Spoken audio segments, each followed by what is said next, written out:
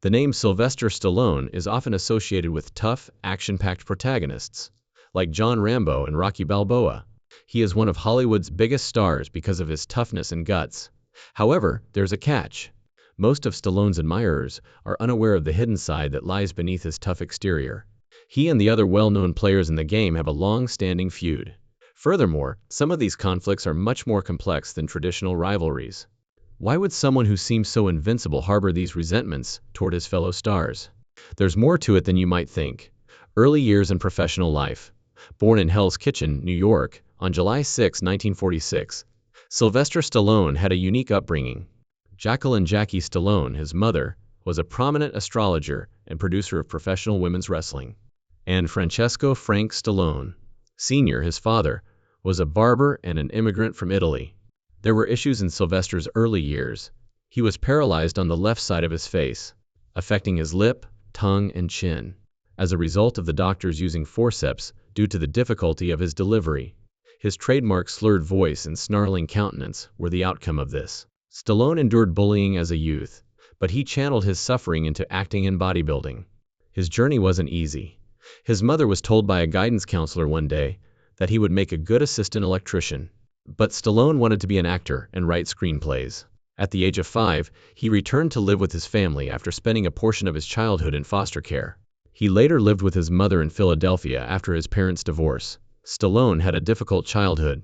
He worked strange things like cleaning a zoo, and even had small parts in movies. When he was homeless and in need in 1970, he landed his first significant role in the softcore movie, The Party at Kitty and Studs. His big break came when he penned Rocky, a narrative about an underdog boxer, and insisted on playing the lead role after playing a few supporting parts. In addition to receiving positive reviews from critics, Stallone was nominated for an Academy Award for both Best Screenplay and Best Actor for the successful film. Rocky made Stallone a global celebrity and took home 3 Oscars, including Best Picture. Rocky came to symbolize Stallone's grit and victory, and he became a household name after that. In the late 1970s and early 1980s, Stallone's career finally took off, and he landed a number of parts that solidified his place in Hollywood. In 1978, he made his directorial debut in Paradise Alley, in which he played one of 3 brothers involved in professional wrestling. The same year, he directed Fist, which starred him as a warehouse worker who later became a labor union leader and was largely inspired on James Hawa. He returned in 1979 to write, direct, and star in Rocky II, the follow-up to his popular film Rocky. The movie made $200 million worldwide and was an overwhelming success. In the years that followed, he became even more well-known, especially after playing the iconic John Rambo in the 1982 movie First Blood. In addition to launching the Rambo franchise, this action movie showcased another aspect of Stallone, as reviewers praised his portrayal of the character as being more relatable than the one in the novel. Stallone kept shattering stereotypes by playing a police officer chasing a terrorist in Nighthawks 1981 and Escape to Victory 1981 with Michael Caine and soccer legend Pelé. Stallone acted, directed, and wrote the screenplay for Rocky III, which came out in 1982. He trained hard for the part, reducing his body fat to an impressive 2.8%. Despite a few box office failures, such the 1983 Saturday Night Fever sequel Staying Alive, Stallone was financially successful with the majority of his films, including Rocky IV and Rambo, First Blood Part 2, 1985. He was also well known for his rivalry with Arnold Schwarzenegger, in which the 2 action stars competed for the top spot in Hollywood. Stallone maintained his image as an action hero throughout the 1980s and 1990s by continuing to feature in films like Cliffhanger 1993, Tango and Cash 1989, and Cobra 1986. Despite this, several of his films, including 1992's Stop or My Mom Will Shoot, did not do well. Others, like Demolition Man 1993, were box office hits that showed his enduring appeal, his waning years, and his current status. The late 1990s and early 2000s saw a sharp decline in Sylvester Stallone's career, as he was unable to maintain his status as one of Hollywood's most popular action heroes. Stallone starred in the 2000 version of the British original, Get Carter. However, the film did not do well at the box office, and was met with unfavorable reviews from reviewers. This was the beginning of a difficult period in his career. The same fate befell his subsequent films, Driven 2001, Avenging Angelo 2002, and Detox 2002. Despite his established star power, Stallone's previous box office influence was waning, because these films were not only box office failures, but also bombs. Driven, in which he starred as a race car driver, was one of his attempts to reinvent himself through different genres and characters at this point, but it failed to attract audiences. Stallone's declining popularity was further exacerbated by the 2002 action film Detox, in which he portrayed a police officer in a mental hospital, which did not sit well with either critics or viewers. As the action genre evolved and different franchises and performers gained popularity, Stallone's public image, once associated with the macho roles of Rocky and Rambo, started to wane. As the film business itself began to move toward less formulaic, more cerebral action films, Stallone's muscular, nonsense storytelling style became increasingly popular. However, Stallone's career was far from over. He managed a brief comeback in the middle of the 2000s, but he didn't start to get back into gear in Hollywood until the Rocky and Rambo franchises were brought back to life. Despite these comebacks, Stallone's career took a sharp turn from 2000 to 2005, underscoring the predicament of aging action performers in a shifting business. Stallone's offspring and marriages. Throughout his life, Sylvester Stallone has been married 3 times. His first marriage produced 2 sons, while his third marriage produced 3 girls.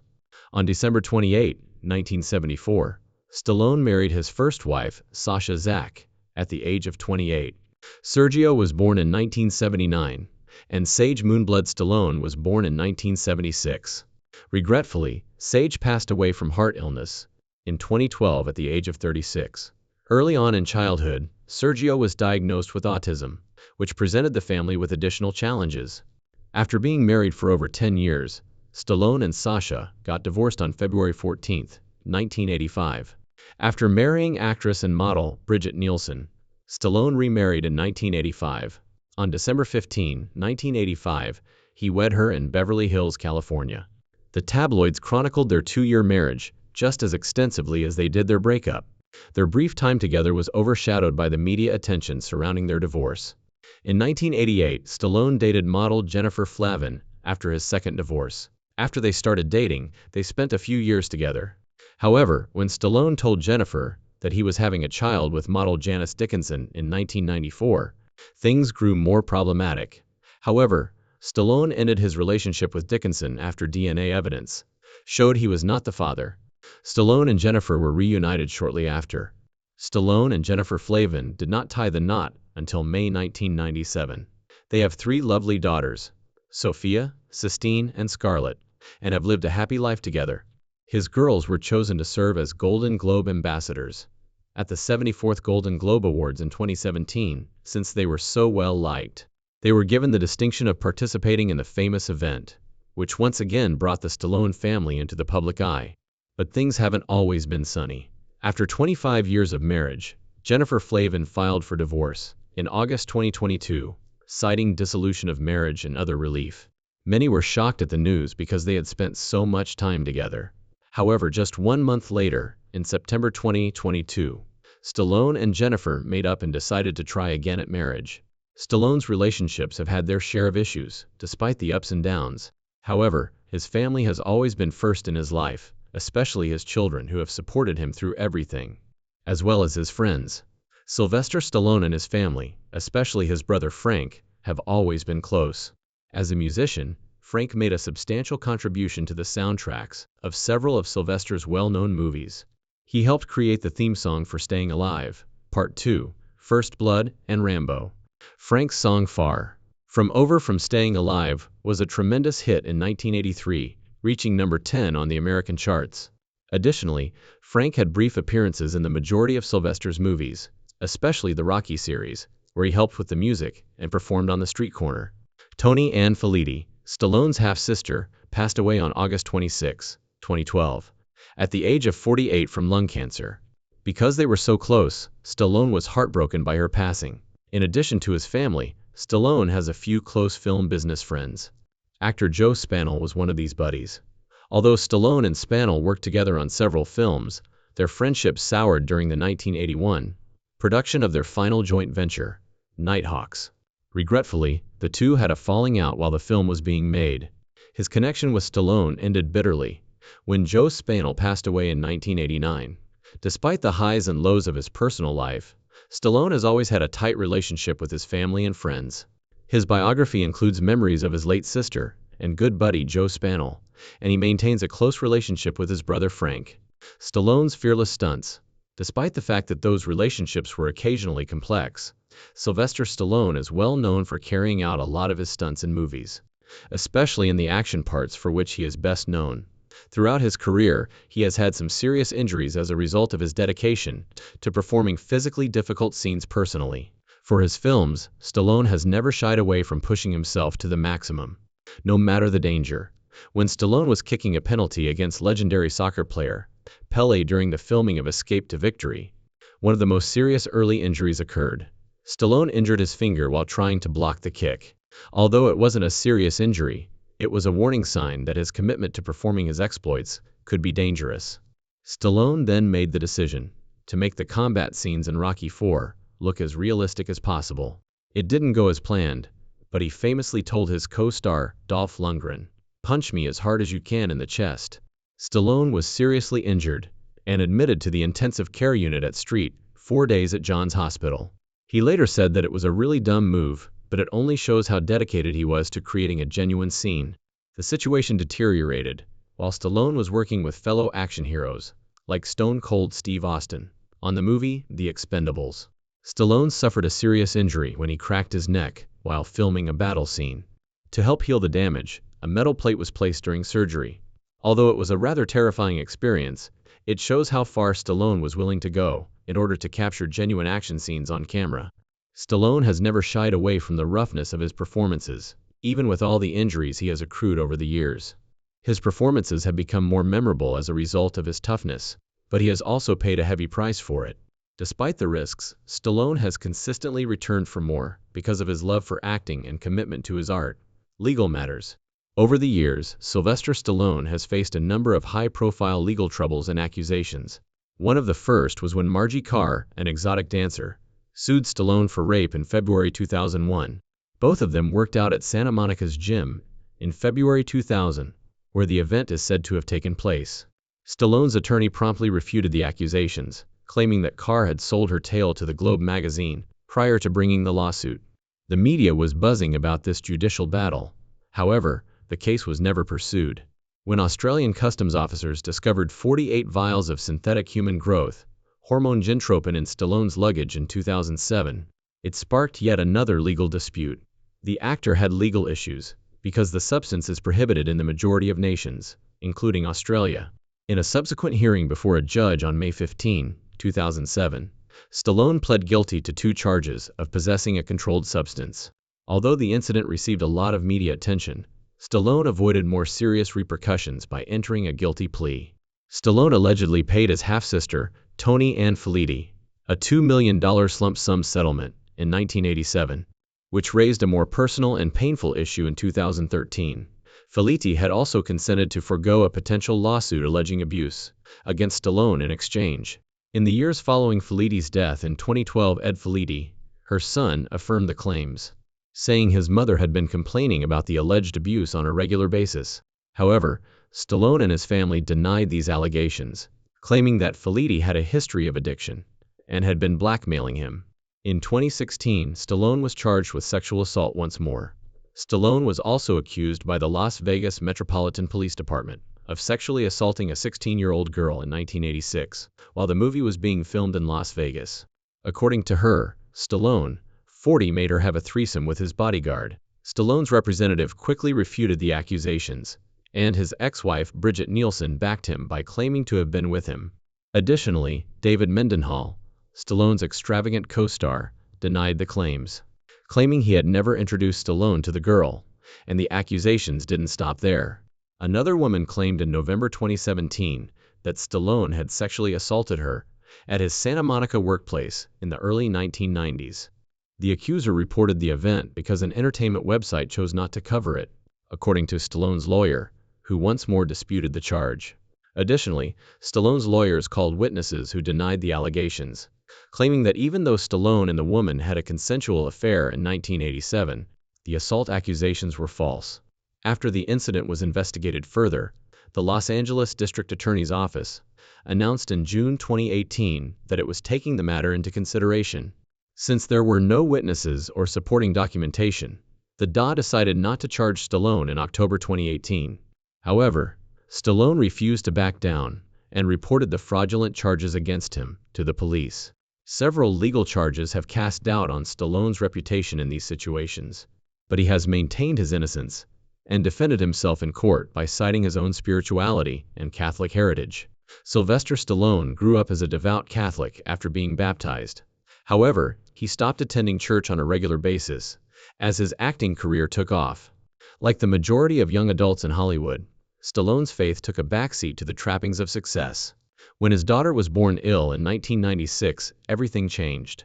By the end of 2006, this had motivated him to return to his faith and adopt a stricter Catholic lifestyle. In the same year, Stallone spoke openly about his spiritual journey. In an interview with Pat Robertson on the Christian Broadcasting Network's 700 Club, he explained how he had lost his way due to temptation on all sides and wasted a large portion of his prior years in Hollywood. However, he reached a turning point and chose to entrust matters to God. He referred to his religion as a driving factor in his life, and this was a return to it. Despite his newfound faith, Stallone views religion in a more complex way. He clarified in a 2010 interview with GQ magazine that while he is spiritual, he does not necessarily follow the doctrines of any formal religion. Stallone praised the wisdom found in religion, saying, "I think there's great nuggets of knowledge in there, some wonderful rules to live by." He said, "I'm very spiritual. I believe a great deal in the spirit of man. I'm definitely not an atheist. I was baptized Catholic, but I don't attend a structured church." However, he acknowledged the challenges that religion can bring, stating, "Then the flip side is the amount of agony that's caused." Stallone has made it clear in these interviews that his connection with religion is individualized and dynamic.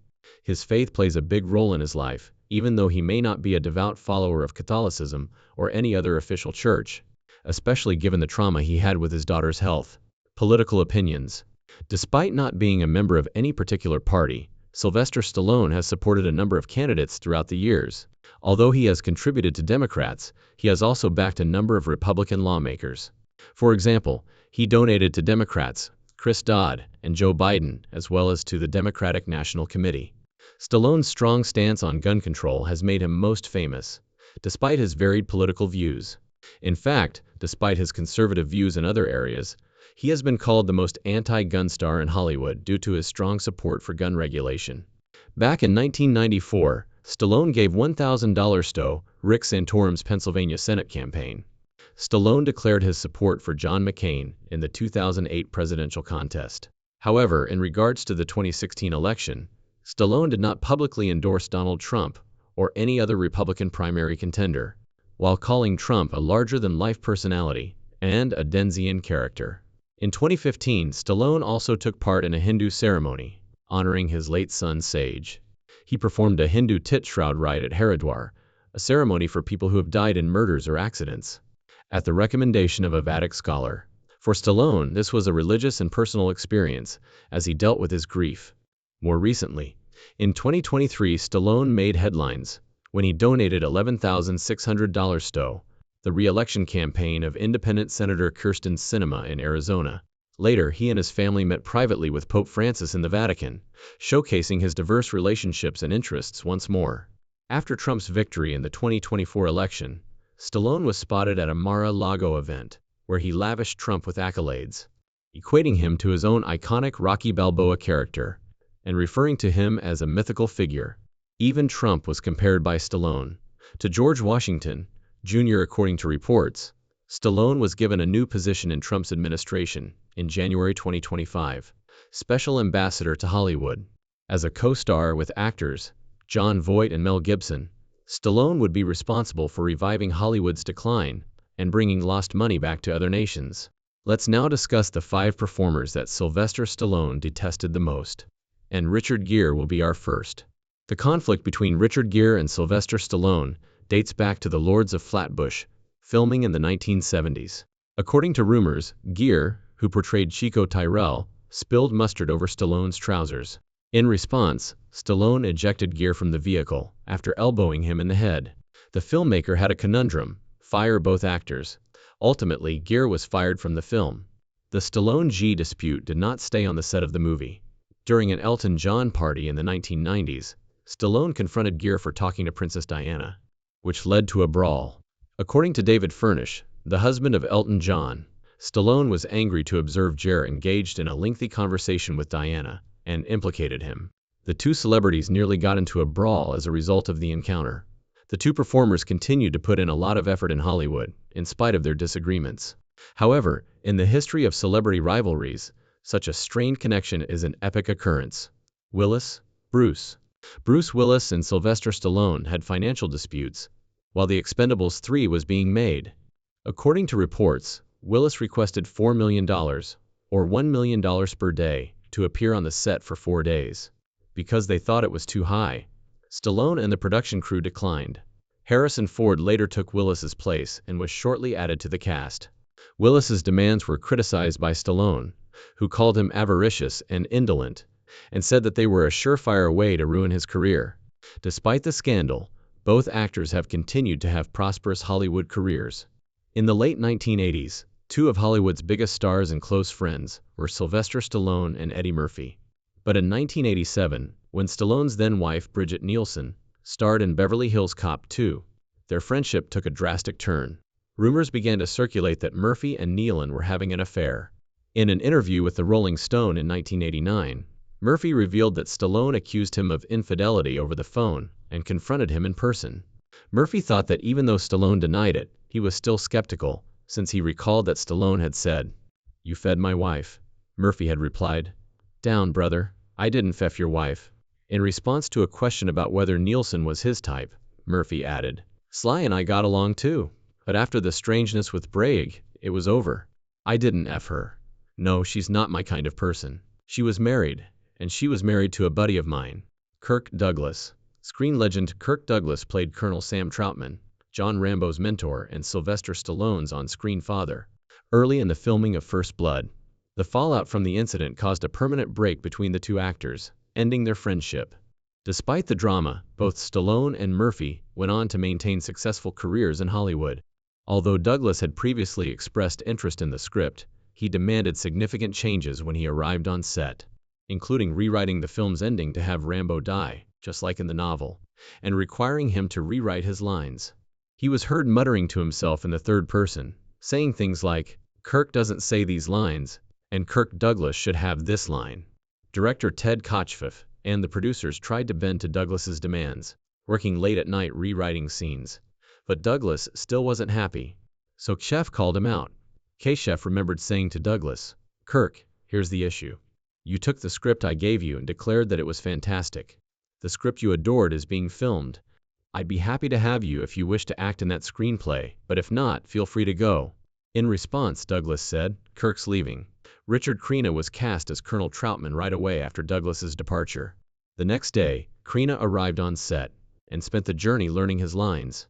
Troutman became one of his defining roles after his successful performance, which contributed to the film's enormous popularity. Crenna's casting in the original script, according to Stallone and Kotcheff, helped preserve the film's purity and appeal.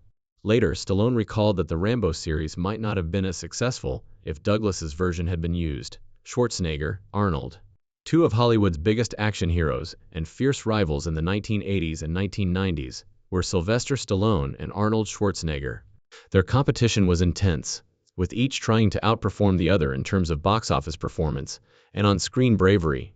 Some famous instances came from this battle, such when Schwarzenegger pulled a cunning joke that had Stallone appear in a film he subsequently regretted. Stallone starred in Stop or My Mom Will Shoot, an action comedy, in 1992. Often cited as one of Stallone's worst films, the film was a critical flop. It was revealed years later that Schwarzenegger had a hand in this casting choice. He admitted that he pretended to be interested in the script because he was aware of how competitive Stallone was and that he would need to accept the part to prevent Schwarzenegger from doing so. Stallone finally acknowledged the joke, saying, "He tricked me. He's always been clever." Although the box office flop was disappointing to Stallone, it marked a turning point in their relationship. And Schwarzenegger confirmed this in an interview, adding, it's 100% true. The antagonism eventually subsided, and the two actors began to admire one another. They later collaborated on several projects, such as the Escape Plan and the Expendables franchise, showcasing their friendship and common past. The two actors' development as individuals and the dynamic nature of Hollywood relationships are reflected in their change from fierce rivals to friends, whom concludes our in-depth analysis of the actors, whom Sylvester Stallone found intolerable. From early-stage conflicts to cunning stunts that went too far.